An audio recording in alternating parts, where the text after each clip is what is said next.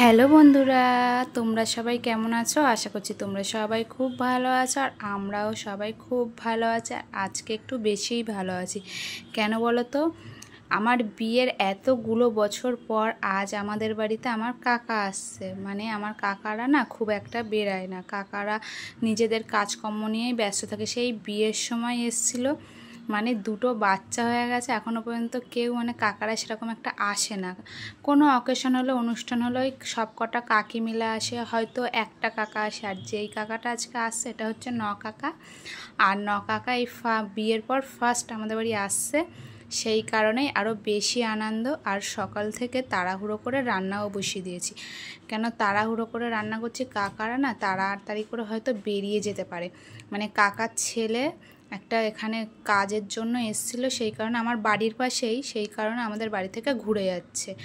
ওই কারণেই বলি দুপুরবেলা এখানে খাওয়া দাওয়া করে যাবে, সেই কারণেই আমাকে তাড়াহুড়ো করে রান্না করতে হচ্ছে। তো রান্না বান্না তো অনেক কিছুই মানে সিম্পলের মধ্যেই করছি, 4-5 রকমের।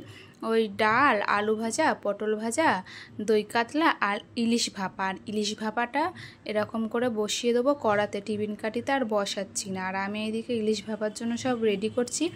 আর ভাইকে বলেছি একটু ধর ক্যামেরাটা, ভাই ধরে দিচ্ছে। দেখো এই হচ্ছে আমার ভাই, এই ভাই কাজের জন্য এসেছিলো। তারপরে দেখো আমার রান্নাবান্না সব কমপ্লিট হয়ে গেছে, আমি ওদেরকে খাবারও বেড়ে দিয়েছি। চলো দেখিয়ে দিই কী কী রান্না হয়েছে, আর রান্নাগুলো কেমন হয়েছে অবশ্যই কমেন্ট করে জানাবে। ভাত, ডাল, আলু ভাজা, পটল ভাজা, কাতলা মাছ, ইলিশ মাছ আর একটা লেবু। তো বন্ধুরা, রান্নাটা কেমন হয়েছে অবশ্যই কমেন্ট করে জানাবে। তো চলো কাকাদেরকে খেতে দিয়ে দিয়েছিলাম, দিয়ে আমরাও সবাই খাওয়া দাওয়া করে নিয়েছিলাম। নিয়ে আমি না একটু ঘুমিয়ে পড়েছিলাম।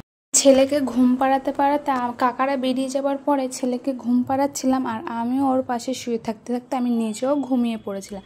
সেই কারণে আর বাসন মাজা হয়নি, গ্যাস ট্যাস পরিষ্কার করা হয়ে গেছিলো।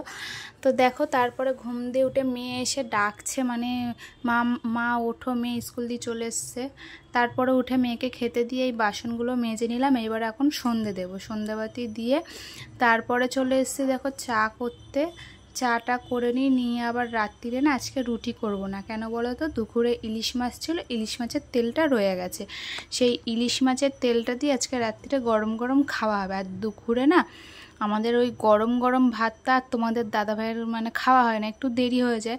সেই কারণে ওই বললো আজকে তাহলে আর রাত্রিরে রুটি করো না, ভাত করো, আর ওই ইলিশ মাছের তেলটা গরম গরম ভাতের সাথে খাওয়া যাবে, একটু আলু ভাতে দিয়ে দিও। তো এই তো হবে রান্না বান্না। তো চলো চাটা খেয়ে নিই, খেয়ে তারপরে ছেলেকে একটু মানে পড়ানোর ব্যাপার আছে, ছেলেকে খাওয়াবো পড়াবো, তারপরে রান্না করবো। আর আজকে রান্নার তো ঝামেলা নেই, রাত্রে একটু নিশ্চিন্ত হয়ে গেল। সারাদিন খাটাখুটির পরে না রাত্রিরে রান্না করতে সেরকম একটা ইচ্ছাও করে না। তো বন্ধুরা, রাতের ডিনার করতে চলে এসেছি।